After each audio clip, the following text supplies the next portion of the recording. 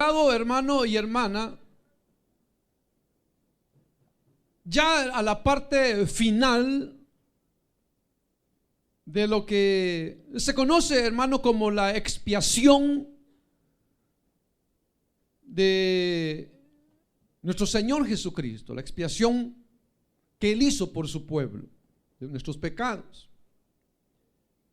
Ya hemos explicado, hermano, hermana, el por qué el Señor Jesús tuvo que morir crucificado. Ya lo explicamos. Ya explicamos, hermano, por qué cambiaron la acusación los dirigentes o líderes del pueblo de Israel. Pero ahora, hermano, es interesante también porque Dios, que es perfecto, hermano, tenía que encontrar una manera de cómo, hermano, nuestro Señor Jesucristo debía morir.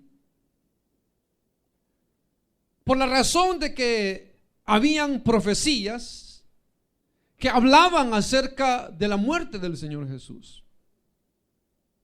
Y eso hace más interesante este libro, hermano, porque aunque nosotros decimos libro, para nosotros es la palabra de Dios. Amén, hermano. Es la palabra de Dios. Para muchos, un simple libro que aguantó con lo que le pusieron, dice. Pero la gran diferencia de este libro y los demás libros es que este libro, hermano, va cumpliendo todas sus palabras al pie de la letra. Que no hay palabra, hermano, que esté escrita en este libro que no quede sin cumplirse. Y por eso se hace interesante, hermano, porque pues Dios es todopoderoso, toda sabiduría. Sin embargo, Dios escoge, hermano, la crucifixión por ser uno de los castigos, de las penas de muerte más crueles que había en aquel entonces aplicadas por el Imperio Romano. Y esto de la crucifixión se hace interesante, hermano, porque al morir en la cruz o al estar en la cruz, hermano, el propósito era, ya dijimos, hermano, de infligir temor a los pueblos, para que tuvieran temor de que rebelarse contra el imperio romano era ese tipo de muerte. Y con el propósito de hacer dolorosa esa muerte y hacerla, hermano, más larga, ellos, hermano, lo hacían de esa manera. Que, hermanos, ya explicamos, hermano, que habían tres tipos de cruz. La en forma de T, conocida como la cruz in misa, algo así. La cruz en la cual crucificaron al Señor, que traía, hermano, el vertical con el horizontal, hermano, abajo, donde quedaba el espacio arriba por la cabeza del crucificado, la causa por la cual moría, porque tenía que escribirse la causa de su muerte. Y ahí dice la palabra de Dios que escribieron la causa del Señor Jesús. Pero sobre los pies, las cruces, le hacían como una clase de soporte para que allí el crucificado pudiera sostenerse con los pies, aparentemente. Y si usted ve, hermano, en las fotografías y todo eso, toda influencia católica romana, por supuesto, sale ahí que el Señor Jesús, hermano, está crucificado, y lo sacan ahí, cabello largo y todo. Bueno, el punto es que en realidad, hermano, aunque sí, hermano, habían clavos, lo que respecta a la crucifixión, hermano, es que usaban una especie de estacas de más o menos un pie de largas, porque en algunas ocasiones con una sola estaca o clavo, hermano, enclavaban los dos pies del crucificado. O en algunas ocasiones, hermano, le clavaban un pie con una estaca y el otro con la otra estaca. Le dicen estaca, pero en realidad eran de hierro, con una punta hacia el frente o adelante, hermano, y hacia arriba iba engrosándose. De tal manera que cuando se enclavaba al crucificado, aquello, hermano, iba rompiendo los miembros, las extremidades. Entonces, hermano, ser tan largas y romper tanto, eso causaba mucho dolor. Y también se sabe de que, hermano, los crucificados los mataban o los crucificaban, hermano, enclavando las estacas esas de hierro en las muñecas. Usted sabe, hermano, cuando se ve el esqueleto, se ven los miembros del antebrazo, hermano, dos huesos, como que queda un hueco en medio. Entonces eso ayudaba para que el crucificado pudiese sostenerse. Y ya vamos a explicar por qué. Entonces los ponían ahí, hermano, y era el imperio el que decidía, hermano, cuánto debía vivir el crucificado en el caso que no muriera. Porque los que estaban muy fuertes aguantaban. Habían crucificados que duraban en morir, hermano, 60 horas, o sea, 3 días. Lo menos que podía durar, hermano, un crucificado era 24 horas, un día. Pero, como le digo, ellos decidían. Entonces, si ellos querían matarlo en poco tiempo, lo que hacían era, que es lo que hicieron con los dos malhechores que crucificaron a la par del Señor, uno a la derecha y otro a la izquierda, es que con un, hermano, trozo grueso les quebraban las piernas. Ya vamos a explicar por qué se las quebraban. Entonces, si yo decía que se muera, entonces le cortaban las piernas. Y entonces dijimos que íbamos a decir de qué morían los crucificados. No morían de hemorragia, no morían, hermano, desangrados, sino que ellos morían asfixiados. ¿Por qué razón? Morían asfixiados porque al estar, hermano, enclavados en la cruz, ellos tenían dos opciones para soportar el dolor.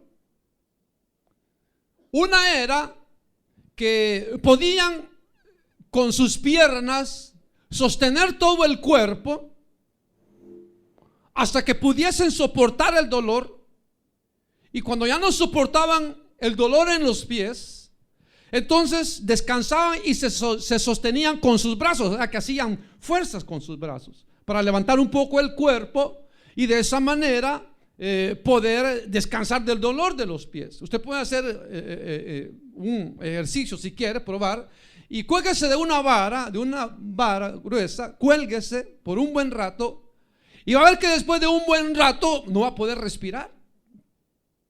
No va a poder respirar. ¿Y qué es lo que sucede? Lo que sucede es que entre el abdomen y el pecho tenemos un miembro, un órgano, hermano, que se llama el diafragma.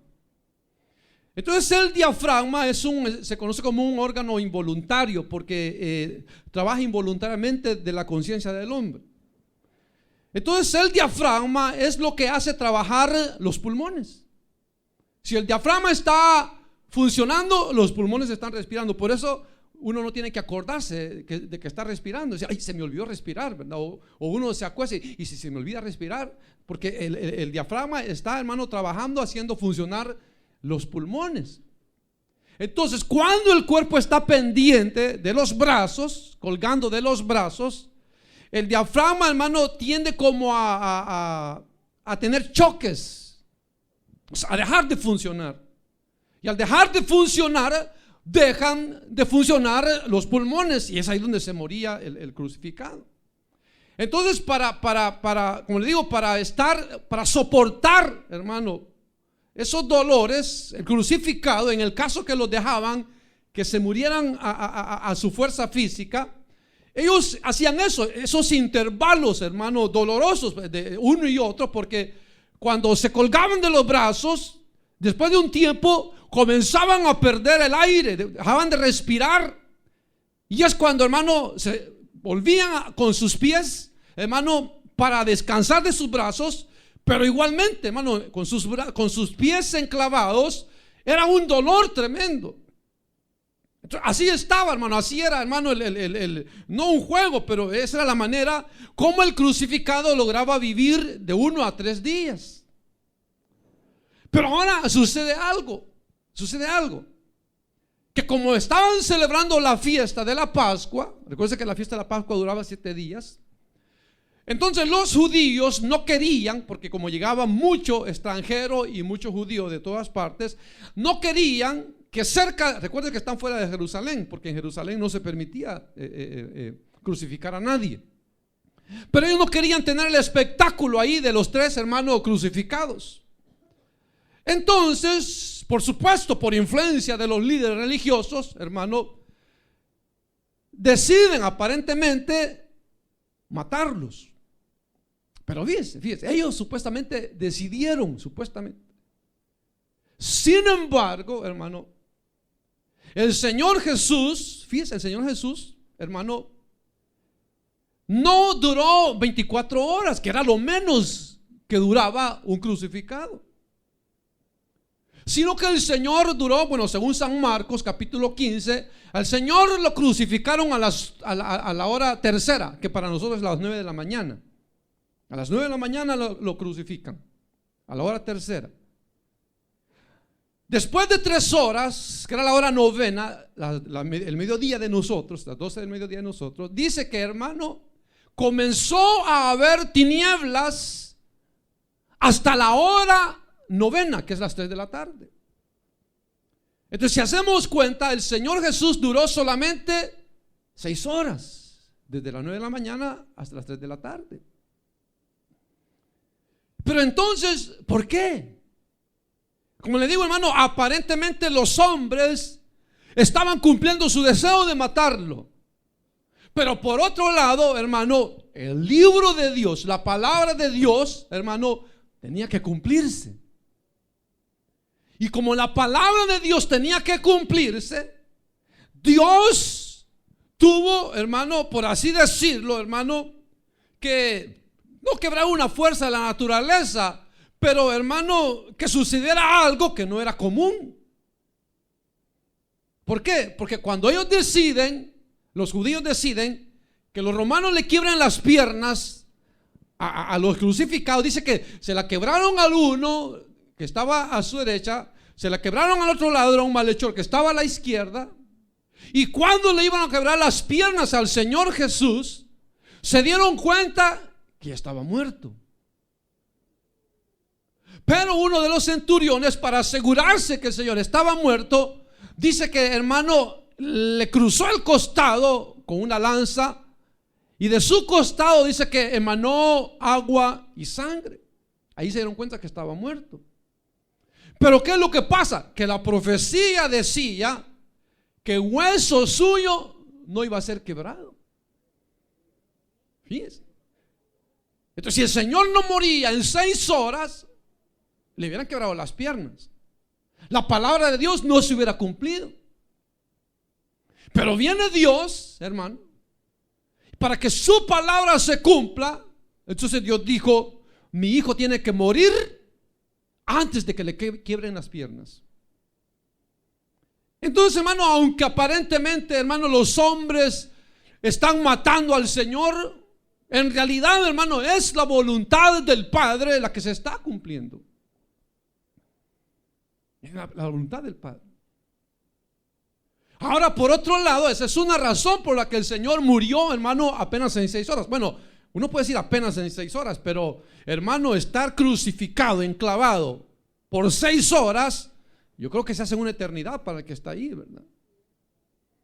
Sin embargo, hermano, a pesar de que fueron solamente 6 horas, Dios lo hizo para que se cumpliera la palabra de Dios. Ahora, hermano, otra profecía acerca del Señor Jesús. Nosotros vemos, fíjese, como le digo, para acá, para este lado del occidente, hermano, toda la influencia religiosa que se trajo, fue la influencia católica romana, especialmente en nuestro lado, en Centroamérica, Suramérica para abajo. Pura influencia católica romana. Entonces, hermano, y no solamente el catolicismo romano, sino que la misma iglesia del Señor, hermano. Hacemos muchas veces énfasis en lo que el Señor Jesús sufrió. Y sí sufrió. Pero hacemos énfasis en eso, hermano. Hacemos énfasis de, bueno, en ese golpe que le dieron, ahí estaba el Señor, por mis pecados lo estaban golpeando. Esa corona de espinas se la enclavaron por mis pecados. Pero en realidad, hermano, todo, a excepción de la corona, todo el condenado a la crucifixión sufría el mismo tipo de castigos. Como le digo, cuando ellos querían hacerlo sufrir más, no les quebraban las piernas y dejaban que pasaran 2, 3 días ahí, hermano, sufriendo. Porque no les daban, lo único que le daban, ya le mencionamos, solamente les daban, hermano, hiel, hermano, con vinagre, una bebida amarga, a modo de aminadar un poco el dolor.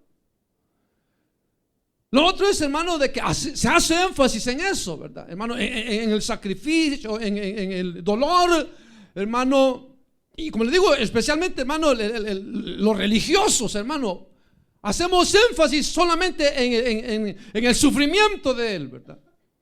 Como físicamente lo que él sufrió. Y fíjense que hay, hermano, bueno, ustedes se recuerdan la película esa que salió, hermano, La Pasión de Cristo. Eso, hermano, si usted lee, hermano, realmente el guión de esa película fue supuestamente una revelación que una monja católica romana recibió. Y entonces el director de cine, Mel Gibson, entonces él toma el guión, entonces esa supuesta revelación, y ese es el guión de la película. Pero la película, hermano, usted ve que se enfatiza más en el sufrimiento del Señor. El sufrimiento, la toma, hermano, del sufrimiento del Señor, de una película que dura 2 horas. Esa toma duró casi 16 minutos, lo cual es mucho. Porque el énfasis, hermano, del religioso, hermano, no es que la gente busque en Cristo la salvación, sino que vean en Cristo un mártir. Vean en Cristo un mártir. Los mártires son los que mueren por alguna causa, ¿verdad? Entonces, la religión quiere ver al Señor Jesús como un mártir. El Señor Jesús, Él no es mártir. ¿O es mártir? El Señor Jesús es redentor. Él no es mártir. El primero fue Esteban. Mártir fue Jacobo. Mártir el resto de los discípulos, excepto Juan. Mártires, hermano, los de la iglesia primitiva que murieron, hermano, confesando a Cristo Jesús como su Señor y Salvador. Ellos eran mártires. Pero cometemos un error los cristianos cuando queremos hacer énfasis en los sufrimientos del Señor y no énfasis, hermano, en el perdón de los pecados. Por esa razón es que al Señor no le interesaba estar colgado 1 día, 2 días, 3 días. A Él no le interesaba eso, porque no era el propósito, hermano. No era el propósito. O sea, lo que iba a acontecer, claro que iba a acontecer. Pero los medios, hermano, los medios que llevaron, hermano, a la muerte del Señor no eran tan importantes como la muerte. Porque si Él hubiese sufrido eso o más y no hubiese muerto, de nada hubiera servido. De nada hubiera servido. De nada. No vale, hermano, simplemente el sufrir, hermano. Hay mártires que no son cristianos. Hay hombres y mujeres que les han hecho una estatua, calles con sus nombres, dice, son mártires de esto y de lo otro, hermano. Pero hasta ahí llegaron, hermanos, no pudieron salvar a nadie. El Señor Jesús, Él no fue mártir, sino que con su muerte Él nos dio la redención. El fin, hermano, del Señor Jesús era morir. No era sufrir, era morir. Claro que tenía que sufrir, pero eso no, el propósito era morir. Que se cumplieran las palabras de Dios. Porque la Biblia dice: la paga del pecado es muerte. No dice latigazo, no dice, hermano, corona de espinas, no dice enclavado, no dice eso, sino que la paga del pecado es muerte. Y fíjense, como le digo, hermano, que nos enfocamos en lo religioso, al punto que si usted va a librerías cristianas, entre comillas, hermano, después de esa película de la Pasión de Cristo, se escribieron libros por cristianos acerca del sufrimiento del Señor Jesús. O sea que aún a cristianos, hermano, les inspiró, hermano, esta, no comedia, pero esta como farsa, hermano, de lo que en realidad, hermano, era el fin del Señor Jesús. Porque fíjense, en esa película, yo no la he visto, pero en esa película, si usted la vio, el Señor Jesús a María le llama madre. Y no solamente el Señor Jesús, los discípulos a María le llaman madre. ¿No? ¿Usted lo notó? Pero la Biblia no dice eso. La Biblia dice claramente que el Señor Jesús, cuando se refería a María, hermano, le llamaba mujer, no le llamaba madre. ¿Qué tengo contigo, mujer? ¿O qué tienes conmigo, mujer? ¿Qué tengo yo contigo, mujer? Tu madre y tus hermanos, Señor Jesús, están afuera, quieren hablar contigo. Mi madre, mis hermanos, un momento, mi madre y mis hermanos son los que oyen la palabra de Dios y la ponen por obra. Eso le dijo el Señor. ¿Cuál es el mensaje? Entonces usted ve que, hermano, que el religioso quiere siempre, hermano, tratar de meter sus ideas a los que se las quieren escuchar. Pero si en realidad se hiciera una película con base en la palabra de Dios, hermano, sería diferente. Porque el fin sería ese, el fin del Señor Jesús. Ahora, fíjese, ya nos avanzó el tiempo, pero fíjese, ¿qué es lo que sucede, hermano? Que para morir el Señor,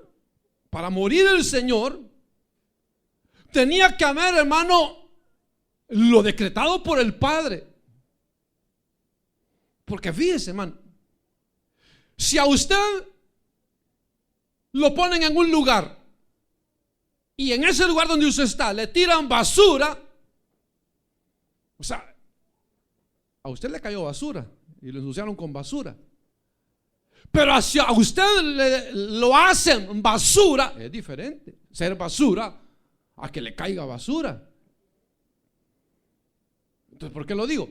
Porque, hermano, la gente y nosotros mismos leemos y pensamos, hermano, cuando decimos, hermano, que el castigo de nuestra paz fue sobre de él. Sin embargo, el apóstol Pedro, él dice, aquel dice, que no teniendo pecado, dice, por nosotros Dios lo hizo pecado. O sea, no es que, hermano, le dijo, mira, te voy a echar encima los pecados de los hombres, porque esa es una cosa, sino que Dios viene y mi pecado, hermano, se lo pone a él. O sea, si yo robé, viene el Padre, dice, tú eres el ladrón. O sea, yo no, el Señor Jesús. Si usted es el mentiroso, viene el Señor, agarra su pecado de mentira y lo pone a él y le dice, hijo mío, tú eres el mentiroso. Eso es lo que quiere decir, hermano. Que sobre el Señor Jesús, hermano, se le cargó todo, hermano, la acusación que sobre nosotros había. Pero no es que dijera, es que él quiere morir en lugar de ellos. No, sino que el punto es que él se hizo pecado. Él se tomó el pecado mío, me lo quitó y se lo agarró Él, para que nosotros fuésemos hechos justicia de Dios en Él. Fíjense. Pero no se podía lograr si no había muerte. Entonces, ¿por qué entonces? Aquí lo dice, mire hermano, dice el versículo 45 que leímos: y desde la hora sexta, que es el 12 del mediodía, hubo tinieblas sobre la tierra hasta la hora novena. Perdón, de las 9, la tercera son las 9, al mediodía a las 3, hasta la hora novena, a las 3 de la tarde. Hubo tinieblas. Ahora, ¿qué es lo que sucede? ¿Qué es lo que sucedió? Puede decir, es un milagro. Aunque era milagro y era, hermano, alterada una ley natural, porque era, hermano, las 12 del mediodía y el sol tenía que estar en su fuerza. Pero ¿qué es lo que pasa? Que el Señor Jesús, Él experimentó en carne propia la muerte. O sea, la muerte condenatoria, o sea, no la muerte física, porque esa ya la iba a sufrir, sino la muerte condenatoria. ¿Cuál es la muerte segunda? ¿Cuál es la muerte segunda? La muerte segunda es la ausencia total de Dios, de los incrédulos. Esa es la muerte segunda. O sea, que donde los incrédulos van a estar condenados eternamente, ahí no va a haber ningún indicio de Dios. Y el Señor Jesús le llamó a ese lugar, hermano, al infierno, lo que será el infierno. El Señor Jesús le llamó las tinieblas de afuera. ¿Se recuerdan la parábola del mayordomo o del siervo malo? Cuando le estaba dando la recompensa, Dios dijo: y al siervo malo, echadlo a las tinieblas de afuera, ahí será el lloro y el crujir de dientes. Entonces, el Señor se estaba refiriendo al infierno. Entonces, ¿qué es lo que pasa, hermano? Que el Señor Jesús estaba agonizando, y en ese momento, en ese lapso de 3 horas de tinieblas, hermano, Dios estaba, hermano, por así decirlo, matándolo, enviándolo al infierno. Por eso es que hubo tinieblas. Por eso es que el Señor pudo exclamar: ¿por qué me has desamparado? Porque el Padre lo abandonó. O sea, si no hay Dios, si no está Dios, hermano, eso significa ya la muerte segunda, o sea, donde ya no habrá vestigios de Dios. Ahora el Señor, lo que muchas veces nosotros no podemos, ni lo vamos a saber nunca, hermano, lo que es la experiencia de la muerte segunda, porque nosotros no vamos a morir por segunda vez, no vamos a morir. Entonces, como no vamos a morir por segunda vez, no vamos a poder experimentar lo que el Señor Jesús experimentó, lo que significó para Él morir, hermano. Que en esas 3 horas, hermano, Él estuvo abandonado por completo del Padre. Yo puedo preguntar: ¿cuándo alguna vez usted, hermano, se ha sentido que Dios le abandona? ¿Ha sentido? ¿Alguna vez ha dicho: hoy sí me dejó Dios, hoy sí se ha olvidado Dios de mí? ¿Alguna vez lo ha dicho? Bueno, si lo ha dicho sin ciencia. Porque, hermano, aún en la más grande desgracia, el hombre puede ver vestigios de Dios. El hombre puede ser un paralítico, hermano, pero ahí está, hermano, todavía el sol sale para él. El hombre puede ser, hermano, lo que sea, hermano, puede estar en la cárcel, pero aún en la cárcel hay un rayo de luz, de esperanza para él. Aún en la desgracia más grande, hermano, ahí se puede ver Dios. ¿Se recuerda usted cuando fue, hermano, la catástrofe esa que se considera la catástrofe más grande del siglo, el tsunami en Indonesia? Eso fue tremendo. ¿Pero qué pasó? Que usted podía ver, hermano, en aquel país, hermano, más de 100,000 muertos por el tsunami. Más de 100,000 muertos. Pero a pesar de que estaban tirados los cuerpos de más de 100,000 personas, El sol alumbraba aquel lugar paradisíaco. O sea, el sol salía todavía. Más de 100,000 murieron, pero el resto de los demás estaban recibiendo la misericordia de Dios. Por eso le digo, mire hermano, no hay esperanza sino solamente para los que están vivos, los que estamos vivos. Si estamos vivos, hermano, hay esperanza para nosotros. Si estamos vivos, hermano, mantengámonos creyendo y esperando en Dios, porque Dios a su tiempo obrará. Pero en el caso del Señor Jesús, cuando, hermano, cubrieron tinieblas, imagínense, hermano, al mediodía, tinieblas, es porque Él estaba experimentando esa muerte. Es esa experiencia, hermano, de no ver a Dios por ningún lado. No había esperanza, para Él no hubo esperanza. Aunque Él no hubiera clamado, Padre, bájame de esta cruz, no lo baja el Padre. Aunque le hubiera dicho, Padre, me duelen mis pies, no le hubiera quitado el dolor.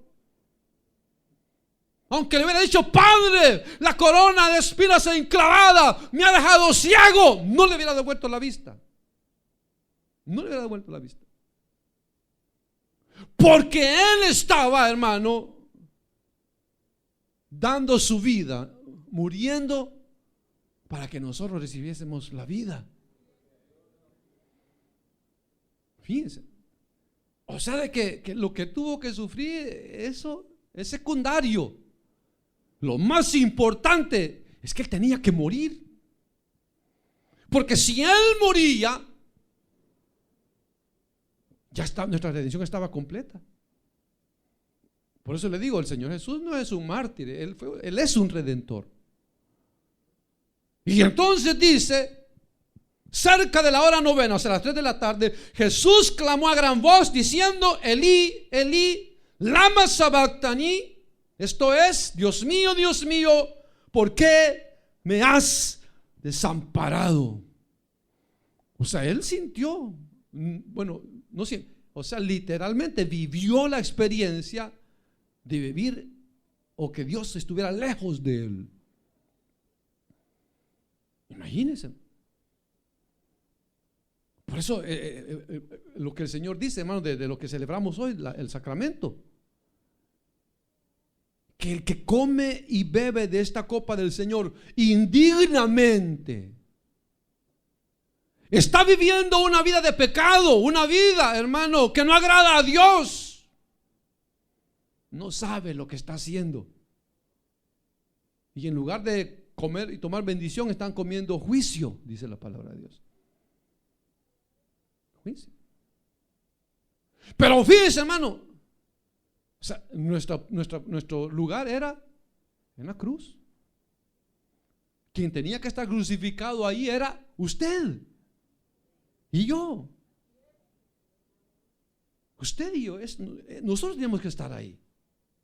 Por eso cuando iba a nacer el Señor Jesús, el ángel le dijo a la Virgen María, le dijo, y llamará su nombre Jesús, porque Él salvará a su pueblo de su pecado, le dijo. Pero fíjense, a su pueblo de su pecado. Entonces Jesús salva, la muerte de Jesús se hace efectiva sobre los que creemos en Él. Sobre los que no creen en Él, no, porque no se han apropiado de ese beneficio que se desprende de su muerte. Por eso el Señor dice que cuando Él venga, hermano, va a dar juicio implacablemente con vara de hierro, dice. Porque le ha dado tiempo a los hombres que se arrepientan.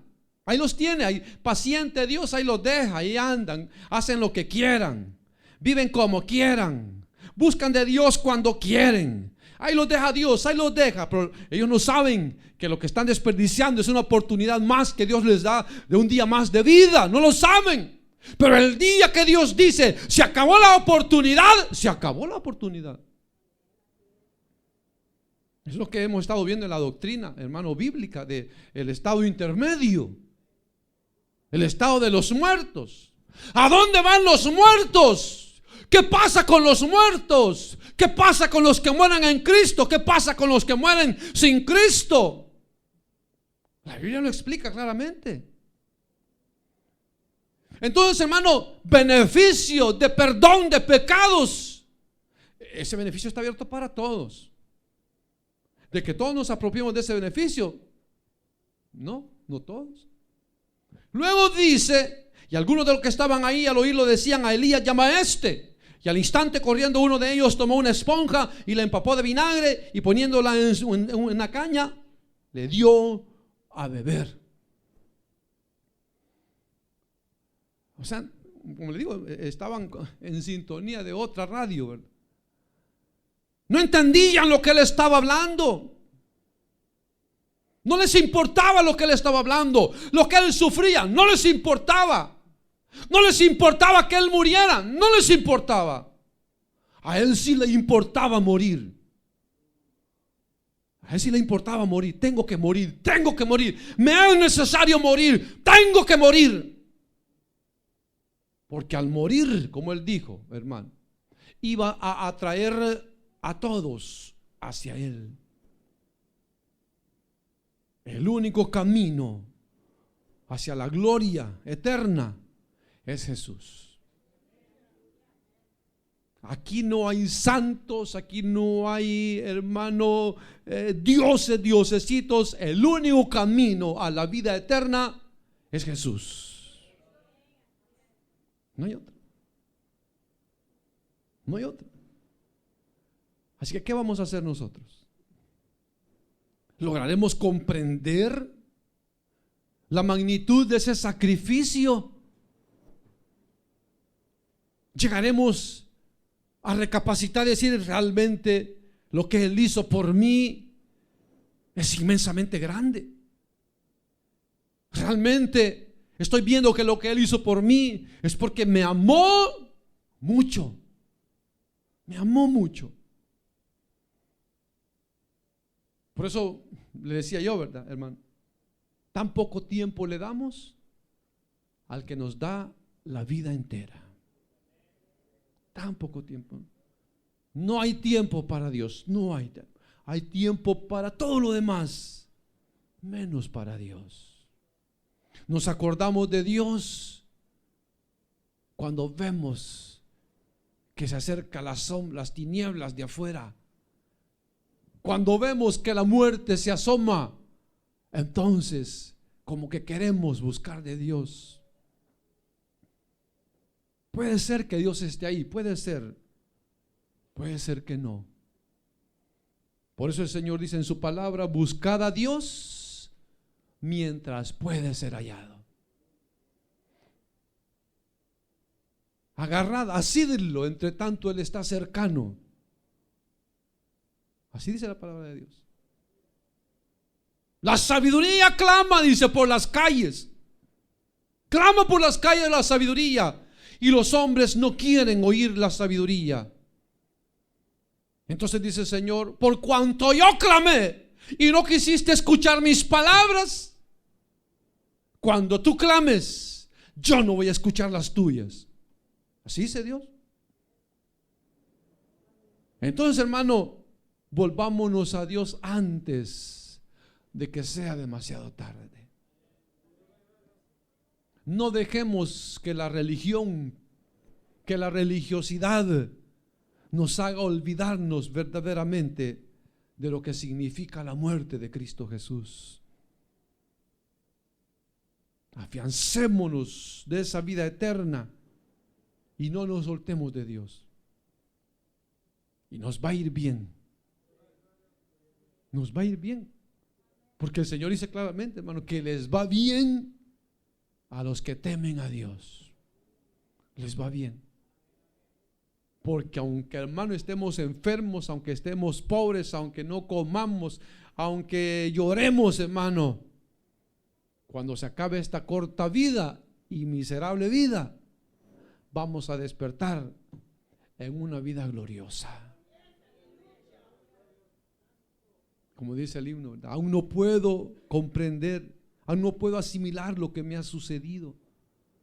El milagro más glorioso que yo he vivido que después de malgastar lo que no era mío, no he tenido que pagar. Traicioné a aquel que me dio la vida. Humillé a aquel que curó toda mi herida. Y en mi huida coseché lo que merecía. Y desvanecido en mi dolor, en algún momento Él me encontró. Y he despertado en el redil, no sé cómo. Entre algodones y cuidados del pastor. Y antes de poder hablar de mi pasado, me atraviesan sus palabras y su amor, que se alegra tanto de que haya vuelto a casa. Que no me aflija, que descanse, que no pasa nada. Y dormido en su regazo lo he sabido. Tengo vida. Tengo un dueño y soy querido. Aleluya. Él nos quiere. Tenemos vida sin haber dado nada. Malgastamos la vida, lo que no era nuestro, y en lugar de cosechar lo que merecíamos, Él nos sacó del lodo cenagoso, del lago de miseria. Nos lavó, como dice, nos encontró allá, nos tomó en sus brazos, nos cargó, curó nuestras heridas y nos cuida. Ese es el amor de Dios, hermano. Amor que no comprendemos, que no correspondemos. Porque las luces de este mundo no nos dejan ver claramente. No nos dejan ver. Vemos claramente las atracciones, vemos claramente la diversión, vemos claramente el gusto. Pero ver a Dios nos cuesta. Al que verdaderamente nos amó, nos cuesta darle nuestro amor. Y al que no nos ama, hasta le rogamos. Al que quiere destruir nuestra alma, hasta le servimos. Al diablo. Amén, hermano. Amén, hermano. Vamos a orar. Padre nuestro que estás en los cielos, en el nombre poderoso de Jesucristo, nuestro gran Señor y Salvador, te damos muchas gracias. Gracias, mil gracias, porque no hemos tenido que pagar, Señor. No hemos, Señor, cosechado lo que merecíamos, sino que tú lo pagaste, Señor, con tu vida, con tu muerte. Antes de todo, quiero hacer un llamado rápidamente. Si hay algún hermano, alguna hermana que quiera reconciliarse con Dios, levante su mano ahí donde está. Vamos a orar por ustedes. Todos orando, por favor. ¿Hay algún hermano, alguna hermana que quiera reconciliarse con Dios? Levante su mano ahí donde está. Vamos a orar por